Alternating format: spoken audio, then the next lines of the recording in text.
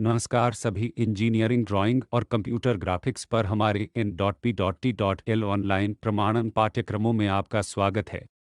मैं यांत्रिक अभियांत्रिकी I.I.T खड़गपुर से राजाराम हूँ। हम एक मॉड्यूल को कवर कर रहे हैं जिसमें हम लेक्चर संख्या 5 इंजीनियरिंग ड्राइंग के परिचय पर हैं।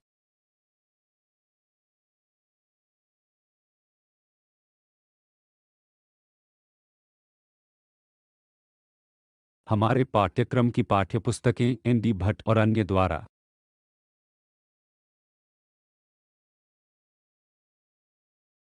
1 से 4 लेक्चर में हमने इंजीनियरिंग ड्राइंग परिचय, ड्राइंग उपकरणों के बारे में सीखा है।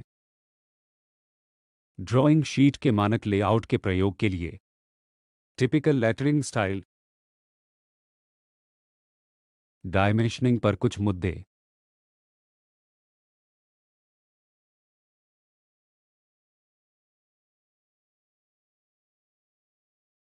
आज के लेक्चर में हम कुछ और बातें डायमेंशनिंग के बारे में पढ़ेंगे, खासकर विशेष विषयों जैसे कि यदि ये चाप, वृत्त, वक्र हैं, किस प्रकार पैरेलल काइंड डायमेंशनिंग और कई अन्य बातें प्रदान कैट हैं। संक्षेप में आपको अंतिम कक्षाओं से संक्षिप्त करने के लिए डायमेंशन का उपयोग आकार और पोजीशन को निरूपित करने के लिए किया जाता है।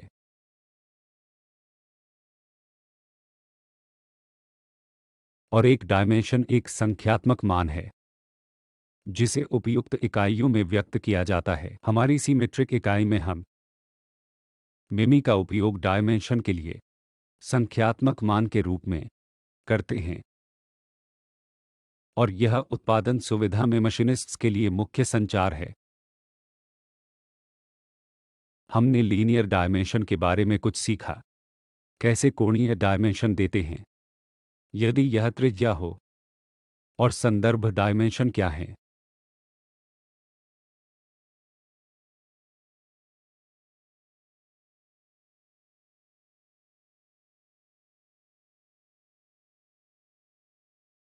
सर्वप्रथम एक बार पुनः आपको न्यूमेरिक्स डायमेंशन के संदर्भ में संक्षिप्त करते हैं। यहाँ इस आकृति के किसी ऑब्जेक्ट के लिए यह वह है जिसे हमने 1.75 के रूप में बेसिक डायमेंशन के रूप में दर्शाया है और रेखा को निरूपित करने के लिए एक डायमेंशन रेखा है। यदि यह न्यूनतम 10 मिमी है तो हम इसे उस पक्ष में दिखा देंगे। यदि यह उससे कम है तो हम इसकी दूसरी डायमेंशन का उपयोग उस प्रकार से करते हैं। यदि किसी भी डायमेंशन को निरूपित करने के लिए हमें एक्सटेंशन रेखाओं की आवश्यकता होती है और यदि कोई वक्र हैं तो हम इसे त्रिज्या रेखा द्वारा निरूपित करते हैं और वे इस त्रिज्या के लिए कुछ व्यास या त्रिज्या के लिए एक्सटेंशन लाइन, वह लाइन जिसे हम लीडर रेखाएं कहते हैं। किसी भी व्यास के लिए हम विशेष सिंबल फाई का उपयोग करते हैं। एक सेंटर की तरह किसी वस्तु को प्रदर्शित करने के लिए हम सेंटर रेखा का प्रयोग छोटी डैश तथा लंबी डैश रेखाओं द्वारा करते हैं। यदि ये स्केल तक नहीं हैं तो हम सामान्यतः उन डायमेंशन को निरूपित करते हैं जो किसी संदर्भ के सापेक्ष हम पैरेंथेसिस में संदर्भ डायमेंशन का उपयोग करते हैं।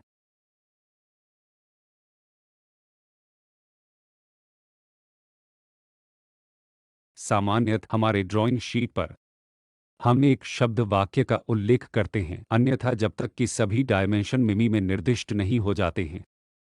सभी डायमेंशन को हर समय मिमी में लिखने के बजाय हम मिमी में सभी डायमेंशन का प्रयोग मानक पाठ के रूप में करते हैं। हम एक मानक उदाहरण के साथ आगे बढ़े जहां हमें एक डायमेंशन को निरूपित करने के लिए एक ऑब्जेक्ट को दिखाया गया है। हम एक्सटेंशन रेखाओं सबसे छोटी डायमेंशन भीतर, सबसे बड़ी डायमेंशन का उपयोग बाहर करते हैं, तो यह सबसे छोटा है। यही कारण है कि उसके पास ज्यामिति के भीतर और सबसे बड़ा उस ज्यामिति के बाहर है। एक मानक अभ्यास है कि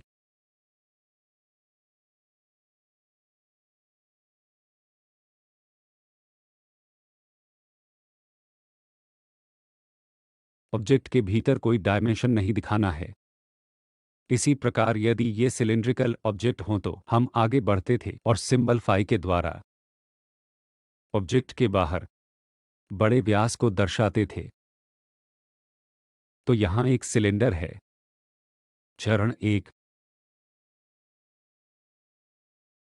और फिर हमारे पास चरण 1 है।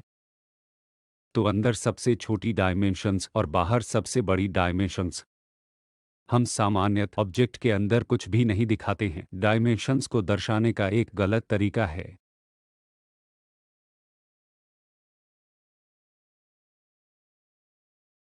कोणों के निर्देशांकों के उपयोग से हमें डायमेंशंस को कुछ इस तरह से दिखाया गया है। यदि एक इंक्लाइंड ऑब्जेक्ट निर्देशांक सिस्टम के सापेक्ष है तो यह एक 2.5 है और यह एक्सट्रीम बिंदु फिर से हमारी एक्सटेंशन रेखाओं के माध्यम से 4 यूनिट पर और इसी प्रकार एक्सटेंशन रेखाएं इस बिंदु का उपयोग करके वास्तव में यह बिंदु एक इकाई की तरह को प्रदर्शित कर सकता है। इसलिए एक बार जब हम इन बिंदुओं को लंबाई के पदों में जानते हैं तो हम जानते हैं कि इस रेखा को कहाँ से जुड़ना है। इस प्रकार से इन इंक्लाइंड रेखाओं को वास्तव में बना सकते हैं।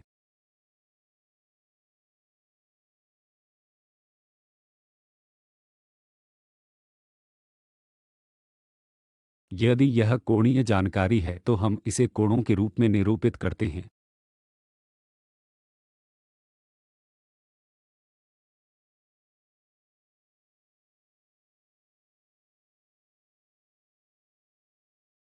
किसी भी कैम्फर्स में हम यह कैम्फरिंग लेंस सहित प्रदर्शित करते हैं कि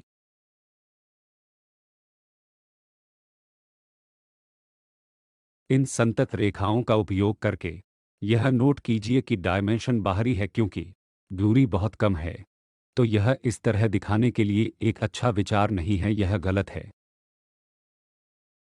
यह हमें बाहर से यह छोटे डायमेंशन को दर्शाने में सहायता करता है और वहाँ कैम्फरिंग भी होता है, यह मशीनिंग। तो जो 45 डिग्री कोण होगा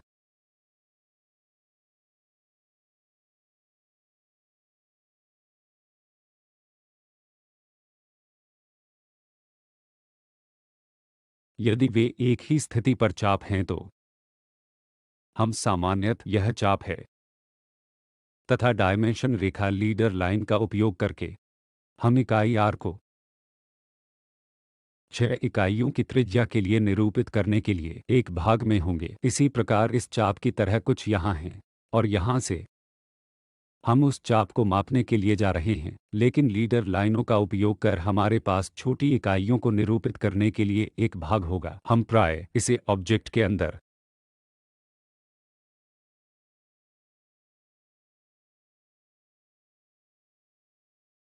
इसी प्रकार यदि कोई जटिल आकृति हो तो इसे प्रदर्शित करेंगे। हम रुचि के विषयों को घेरते हैं और फिर इसे स्पष्ट कट डायमेंशन के साथ विस्तारित दृश्य के रूप में दर्शाते हैं।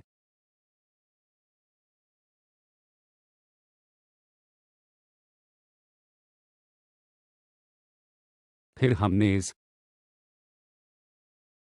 ड्राइंग रेखाओं के लिए विभिन्न नियमों को देखने की कोशिश की है। उनमें से कुछ का आकार, पोजीशन, उन्हें निरूपित कैसे करें और उदाहरण के लिए यदि कोई व्यास हो तो उन्हें निरूपित कैसे किया जाए।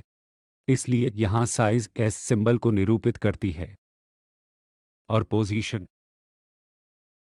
स्थान को इसलिए हम एल द्वारा निरूपित करते हैं। यह आकार है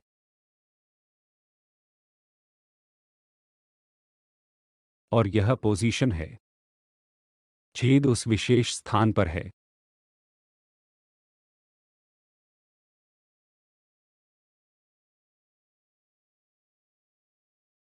अब हम डायमेंशनिंग के विशेष मुद्दों पर गौर करेंगे।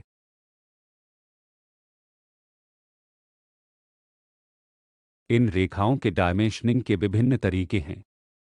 उनमें से एक को चेन डायमेंशनिंग कहते हैं।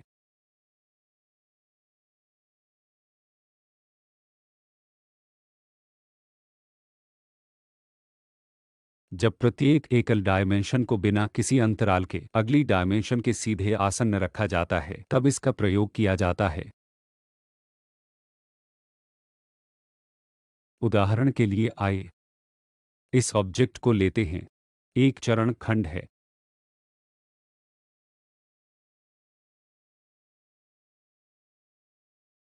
इसमें कुछ छिद्र भी होते हैं। तो जब भी हो वहां छेद, गोले वगैरह होते हैं और इसलिए हम आमतौर पर इन डैश डॉट लाइनों द्वारा निरूपित करते हैं। अब हम चेन डायमेंशनिंग का उपयोग करना चाहते हैं। अगर आप यहां ध्यान दें तो एक्सटेंशन रेखा यहां है, एक और विस्तार रेखा है, एक और एक्सटेंशन रेखा है, जिसके बीच हम डायमेंशन 20 को फिर से आयाम देने जा रहे हैं। पुनः यह एक 25 है और फिर यह 28 है। एक दूसरे के आसपास इन एक्सटेंशन रेखाओं के बीच कोई अंतर नहीं है। हम इन डायमेंशन रेखाओं तीर द्वारा डायमेंशन को दर्शा रहे हैं।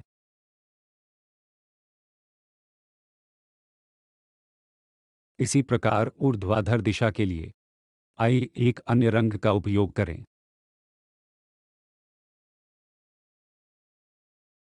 ये एक्सटेंशन रेखाएं हैं और इसमें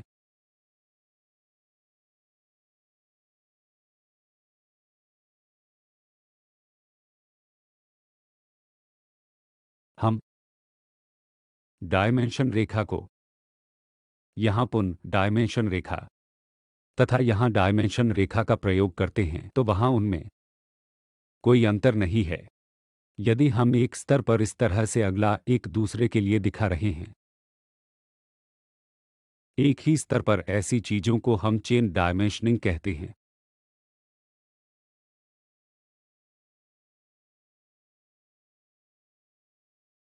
इस विधि का उपयोग हम केवल तभी कर सकते हैं यदि टॉलरेंस अक्यूमुलेशन का संचयन भाग के फंक्शन को प्रभावित नहीं कर सकता है।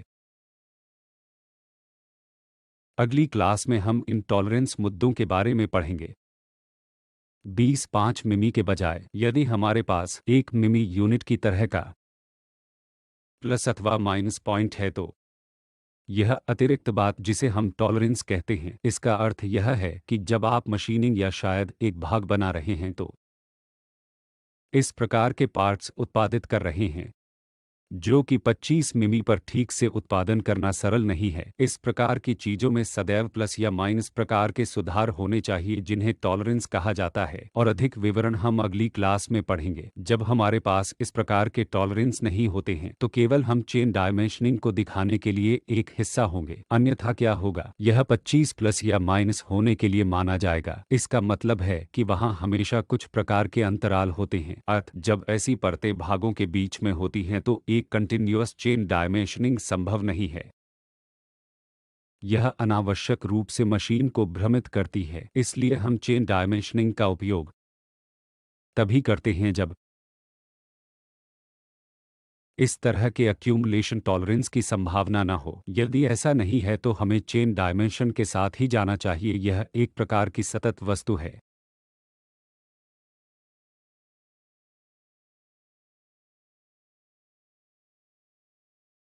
आइए एक सिलिंड्रिकल ऑब्जेक्ट लेते हैं।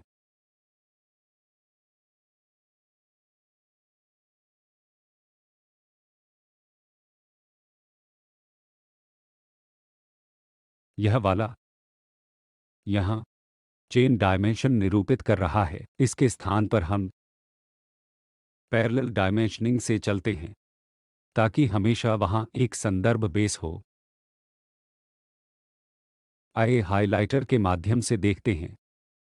यह संदर्भ बेस है जिससे हम इस प्रकार की डायमेंशन 15 यूनिट प्राप्त करेंगे।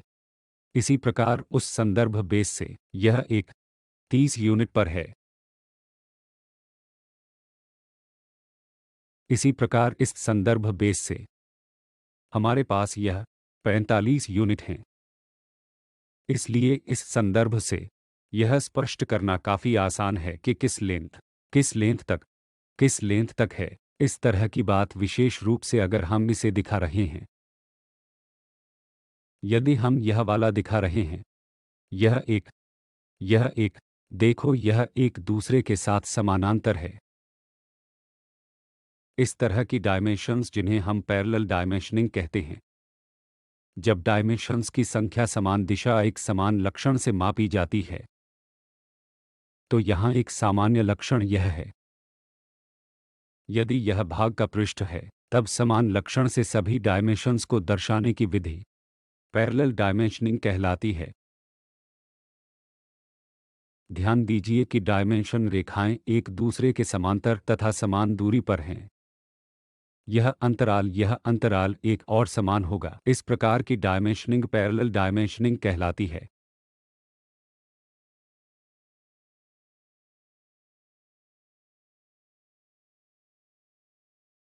डायमेंशनिंग की एक और विधि है जिसे संयुक्त डायमेंशनिंग कहते हैं।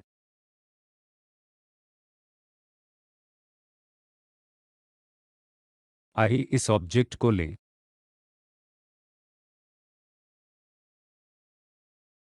यह ऑब्जेक्ट है।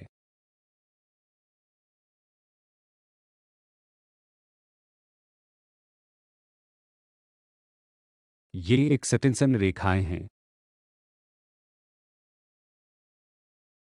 यह भी एक एक्सटेंशन रेखा है। यह वाली भी एक एक्सटेंशन रेखा है। अब हम इसको नोट करते हैं।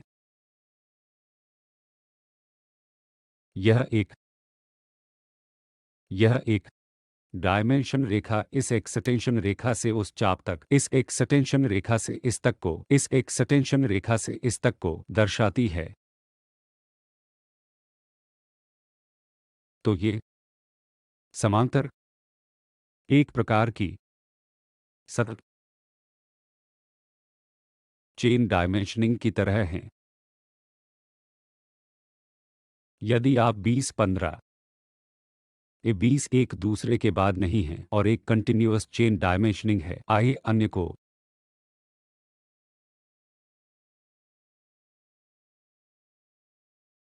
इससे इस तक और इससे इस तक देखें।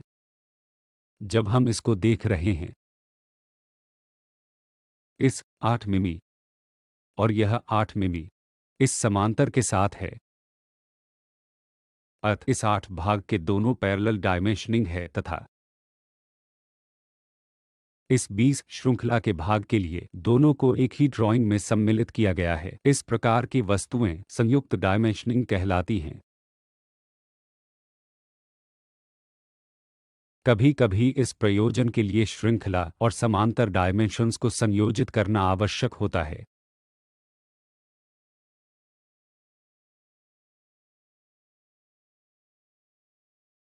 कभी कभी हमें डायमेंशनिंग को निर्देशांकों द्वारा भी प्रयोग करने की आवश्यकता हो सकती है।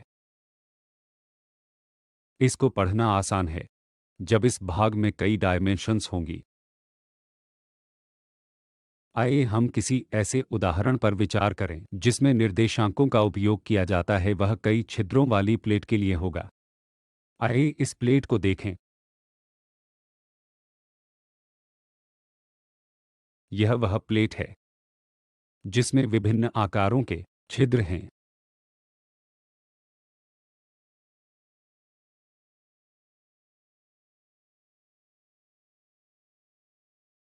अब अगर कोई डायमेंशंस का प्रदर्शन शुरू करना चाहता है तो यह थोड़ा भद्दा हो जाता है।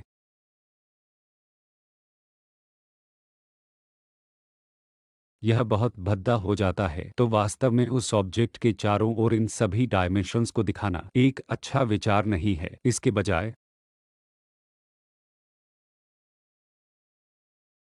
टेबुलेट चीजों के लिए एक आम अभ्यास है। इस तरह का कुछ। इस छिद्र एक को नाम देते हुए जब भी होल होते हैं तो हमारे पास हमेशा इस डैश विषम प्रकार की रेखाएं हैं। आप dash dash dash dash dash dash dash dash dash dash देखते हैं, जो कि दर्शाता है कि आयताकार प्लेट में छेद करके एक छेद है। यहाँ हम विभिन्न प्रकार के छिद्र 1, 2, 3, 4, संभवतः 5, 6 और इसी तरह 11 रखते हैं। इस बक्से के लिए कुल 11 छेद हैं। तो जब हम इस आयत प्लेट को निरूपित करने में रुचि नहीं रखते हैं, लेकिन छिद्र तथा उनका स्थान प्राय हम इस प्रकार के टैगिंग के साथ चलते हैं।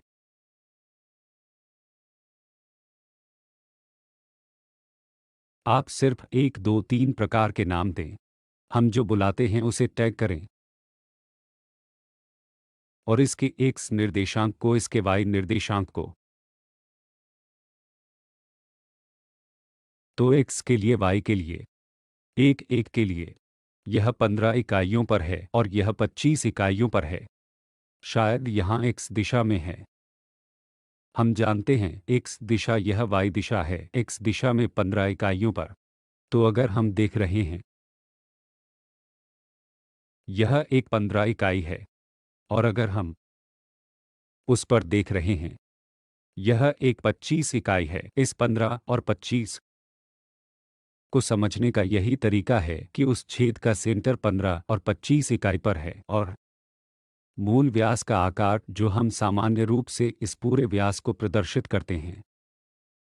यदि हम लीडर लाइन 5, 10 इकाइयों द्वारा इसे प्रदर्शित करने के लिए जा रहे हैं। इसी प्रकार अन्य छिद्र जैसे कि 2 के लिए यह एक 2 है, फिर से 15 इकाई। इसका कारण यह है कि हमारे पास यह एक्स डायमेंशन 15 है और यह वाई दिशा में लंबी दूरी पर है, तो वह 65 है। दूसरे छेद के लिए और उसके लिए व्यास 10 है। आइए बड़े वाले 8 पर देखें। इसलिए आइए इस छेद को देखें और समझ लें कि यह भाग 8 है। यह छेद है जिसमें डैश डॉट लाइनें हैं। यह एक्स दिशा में 60 इकाई की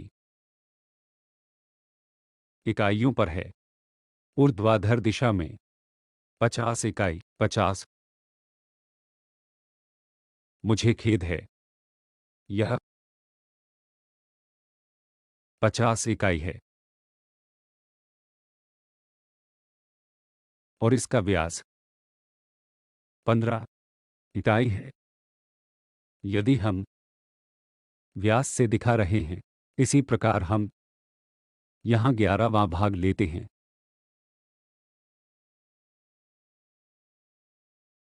क्षैतिज दिशा में यह 90 इकाइयों पर है और यह 20 इकाइयों पर है। इसलिए इन सभी डायमेंशंस को दिखाने के बजाय जो थोड़ा भद्दा हो जाती है, सामान्यतः हम टैग तालिका के साथ जाते हैं। इस तरह की बात को निर्देशांकों द्वारा डायमेंशनिंग कहा जाता है।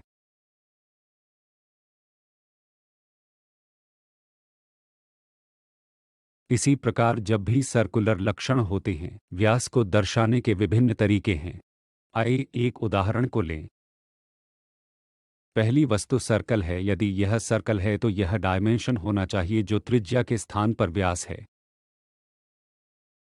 केवल चाप के लिए हम किसी भी प्रकार के सर्कल्स के लिए त्रिज्या का उपयोग करते हैं जिसे डायमेंशनिंग व्यास के साथ जाना है। आइए इस सर्कल को लें। क्योंकि यह अंतर बड़ा है, इसलिए हम वास्तव में इसे तीर के रूप में प्रदर्शित कर सकते हैं। एक लीडर लाइन फाई 30 के साथ। आमतौर पर ये लीडर लाइनें हम इसे क्षैतिज रखते हैं।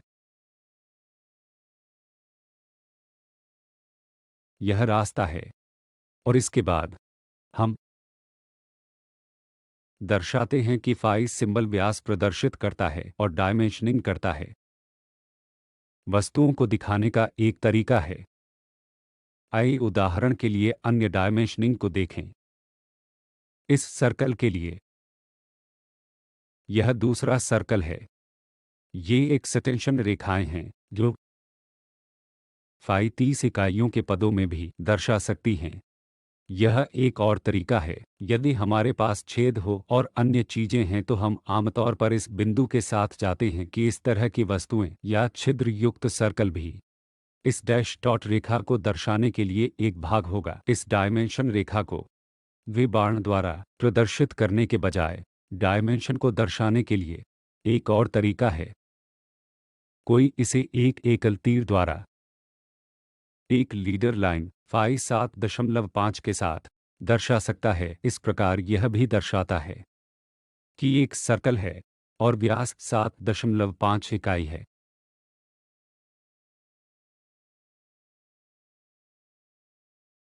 आमतौर पर हम देखते हैं कि यदि यह एक सर्कल समतलीय वस्तु की तरह है तो विभिन्न प्रकार के सर्कुलर अभिलक्षण हैं। हम फाई व्यास से निरूपित करते हैं। कभी कभी हम हम्प की तरह आकार वक्र सर्कुलर त्रिज्या वक्र देखते हैं। हम केवल इसलिए प्रतिनिधित्व करते हैं क्योंकि एक सर्कल नहीं है, सिर्फ एक हम्प है और यह एक त्रिज्या है। अर्थ शायद यह वहां से सेंटर है, यह आर फाई इकाई हो सकता है। इसलिए ऑब्जेक्ट के भीतर डायमेंशंस को दर्शाने के बजाय हम इसे सामान्यतः उस प्रकार दर्शाते हैं। इस प्रकार के वक्र चापों के लिए यह दिखाने के लिए आवश्यक है कि सेंटर भी उस सेंटर से है। यदि हम त्रिज्या में मापते हैं तो हम प्राय उस पर जाते हैं। यदि यह सिलिंड्रिकल ऑब्जेक्ट की तरह है और हमें ऑब्जेक्ट के भीतर प्रदर्शित करने के बजाय प्रदर्शित करना चाहते हैं तो यह गलत अभ्यास है। अब हम आगे बढ़ते हैं जहां आयताकार डायमेंशंस दृश्य हैं या दिखती हैं। क्योंकि एक सिलेंडर है, यदि हम इस तरफ जैसे किसी दृश्य से देख रहे हैं तो यह आयत की तरह व्यवहार करता है या यह एक आयत की तरह दिखता है। ये विचार हम बाद के लेक्चर में सीखेंगे। डायमेंशन के लिए हमें यह प्रदर्शित करना होगा कि फाई 6 मिमी की डायमेंशन है। एक सर्कल की डायमेंशन उसके व्यास को त्रिज्या के स्थान पर व्यक्त करके होनी चाहिए।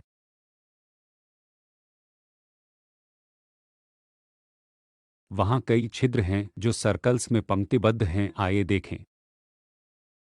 वहां एक सर्कल है, वहां एक और सर्कल है, वहां एक और सर्कल है और इसी प्रकार उस स्थिति में n संख्या सर्कल्स हैं। हम वास्तव में यह उल्लेख करते हैं कि कितने सर्कल्स हैं और जिस पर मुख्य सर्कल है तो हम उस मुख्य सर्कल व्यास का प्रतिनिधित्व करते हैं जो